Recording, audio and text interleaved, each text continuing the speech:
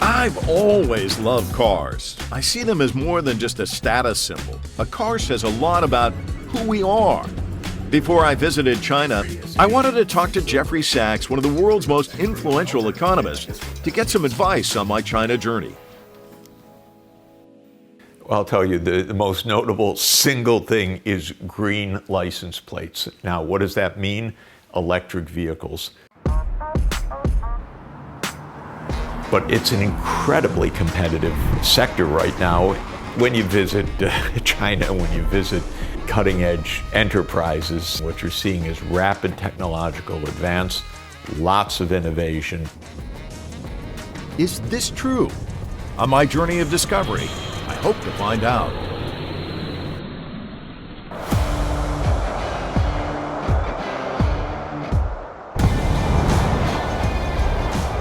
The southern city of Guangzhou is a car manufacturing hub.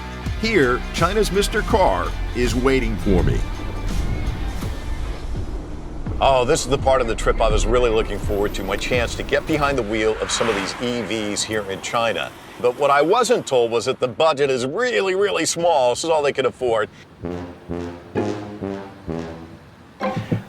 It's one of these tiny EVs, but it does help you navigate some of these smaller roads, which you find we're really kind of jammed with cars. You can see one right over here. But at any rate, I'm on my way now to try some of these other really expensive high-end EVs.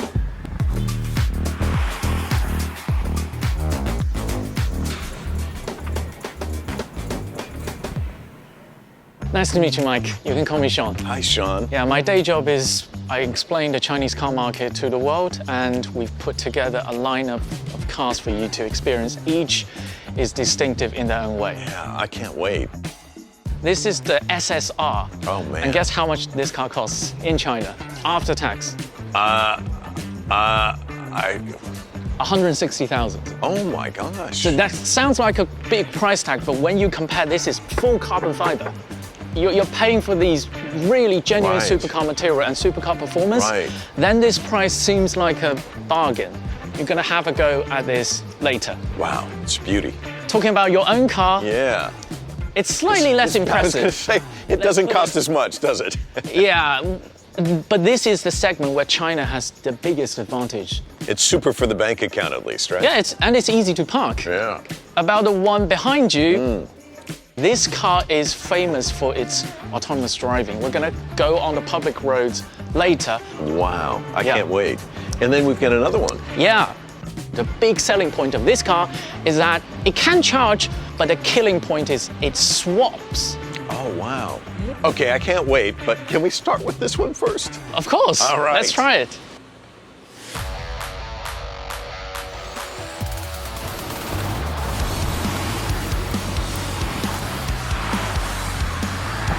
It's a lot of power. Wow, this thing is like a rocket ship. From 0 to 100, this car on the right tire is under 2 seconds. Is your blood pressure okay? So quick to accelerate too.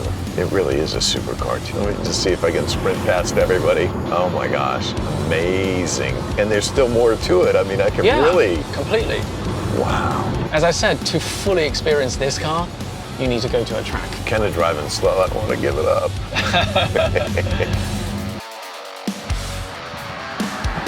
We are now in the assisted driving mode.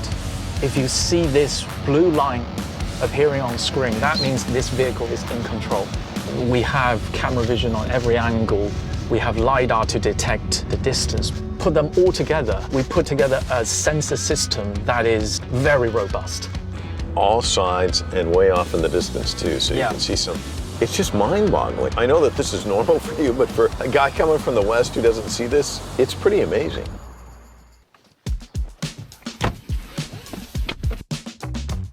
With this big SUV, it's luxurious, very quiet. It also has very good sound system. Let's try the karaoke bit, but to do that, we need to park the car. 你是我天边最美的云彩，让我用心把你留下来，留下来。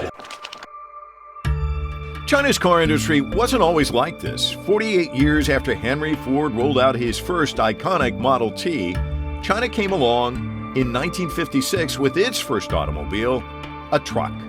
It was an astonishing milestone for China, but still left the country lagging far behind the rest of the world.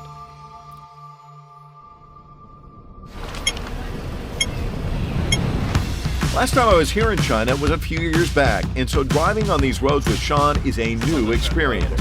All these beautiful cars with green license plates are a sign of how rapidly the EV industry is growing in China.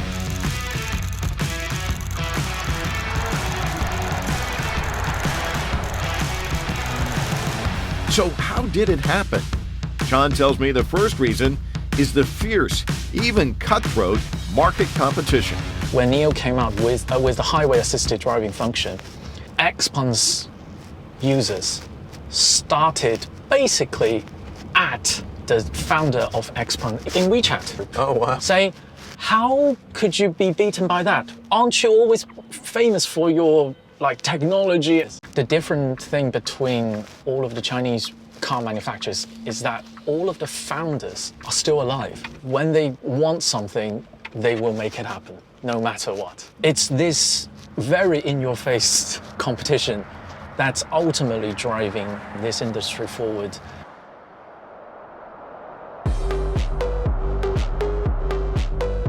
This kind of competition is putting pressure on the global automotive giants operating in the Chinese market, and that includes Volkswagen.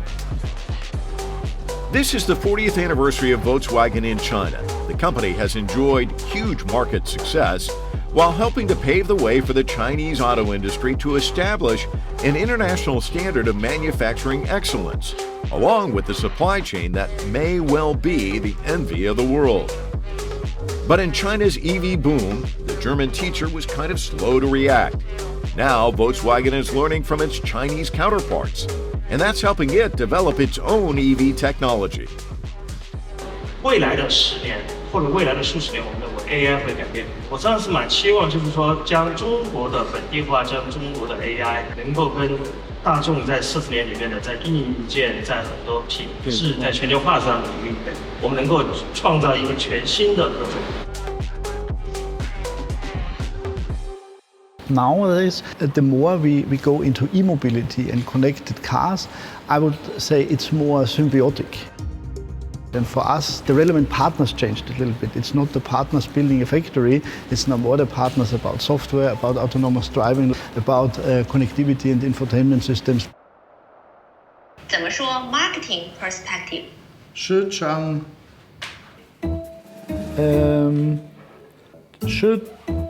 角度。 很好。Great minds think alike. 这是倾向。哦，英雄之间略同爱。对，英雄。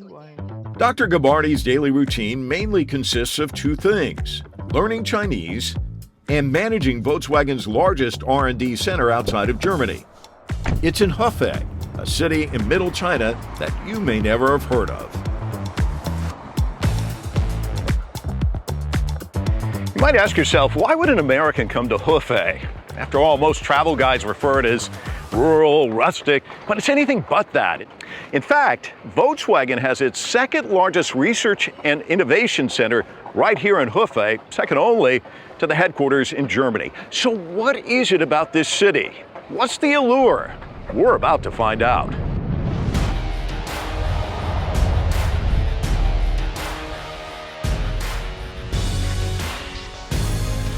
Before I talked to the CEO, Dr. Gabarty, about this, I decided to meet Sultana, a middle-ranking German manager who may just provide me with some answers.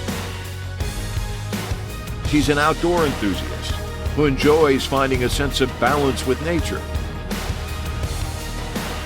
She came here a few years ago when Volkswagen was setting up its EV joint venture in China.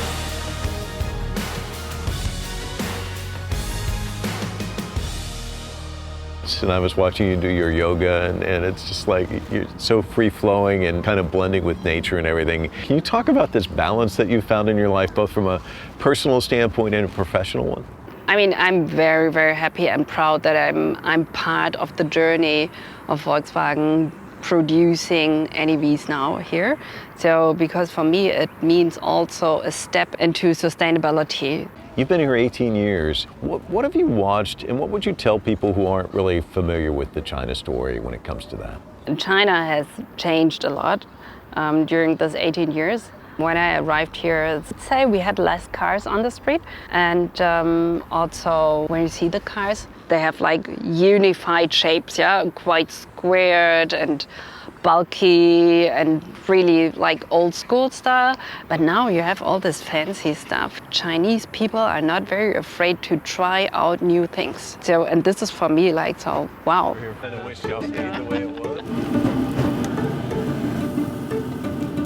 The fierce competition, the growing demand for a healthy and clean environment, and the Chinese appetite for new things are all helping the EV industry here to really take off. Walking around with Sultana, I'm struck by the city's vibrancy, its energy and bustle. Whoa.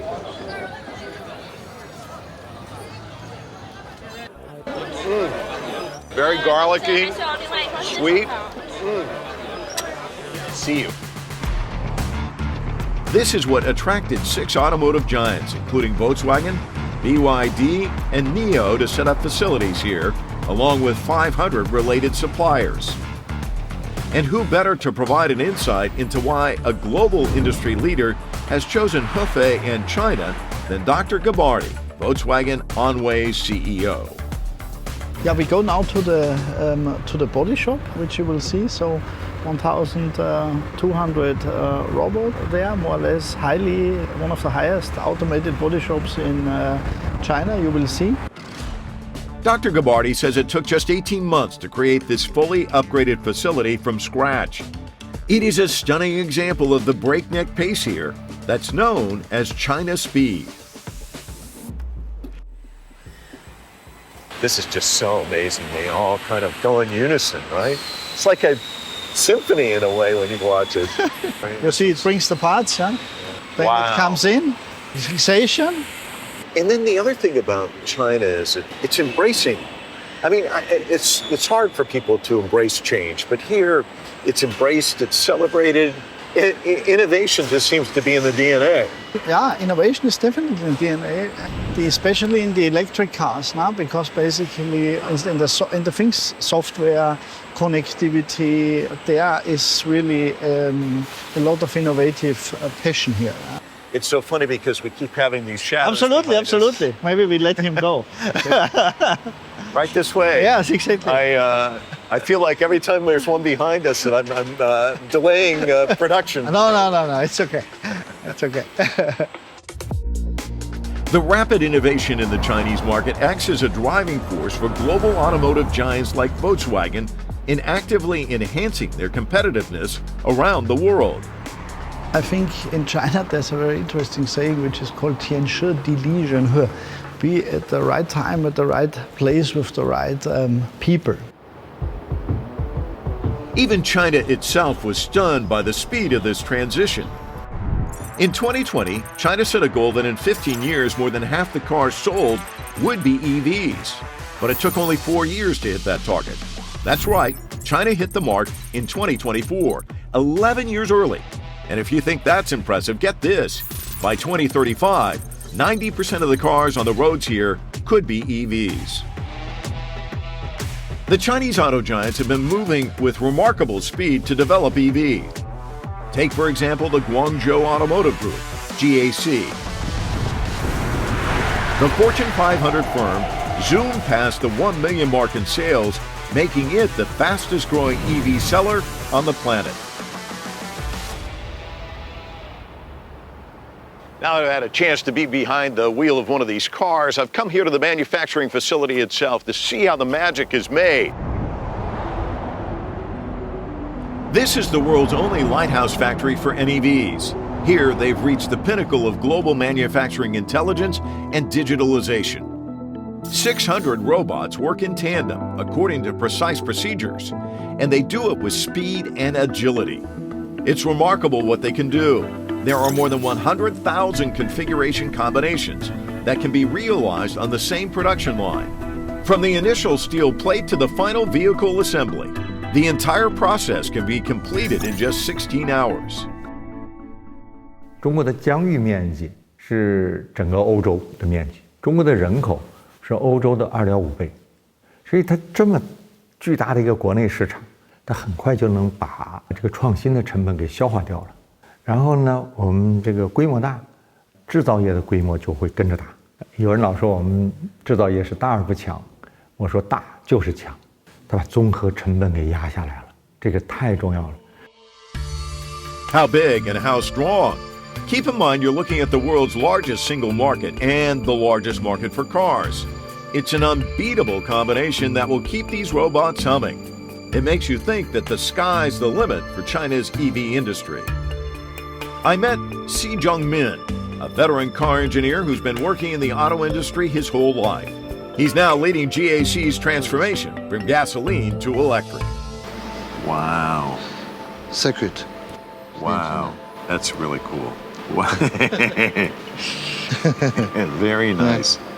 作为中国的汽车人来讲的话，我从合资走到了自主，走到了今天，我才觉得这是中国人自己在造自己的车，通过自己的核心技术、自己的自主知识产权来造车，而且走到了世界领先地位，应该是中国汽车人应该为之而骄傲的事情。But some skeptics are beginning to wonder if there's a saturation point for EVs in China. Now there seems to be these concerns from some about overcapacity, and I want to get your thoughts on that. 广汽安去年的所有工厂满产，销售量是我所有产能利用率的125%，还没有过剩呢。那么有另外一个问题就是说，你如果是发展不好的，或者是你技术更新不快的，或者是你没有竞争力的企业，那你可能就没有市场占有率，你的产能肯定是过剩的。这不是一个产能过剩的问题，而是一个企业经营往前走还是被淘汰的问题。The world is clamoring for green products, but the demand remains largely unmet. China is an exceptionally good, highly competitive, low-cost producer of what the emerging economies of the world want. By the way, also what American consumers want.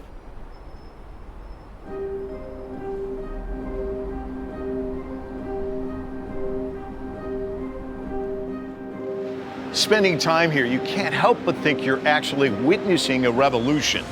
Now, innovation is a buzzword, but not here in China. It's the marriage of efficiency, robots, technology, all of them fused together to create these new vehicles that are spreading out all across the world.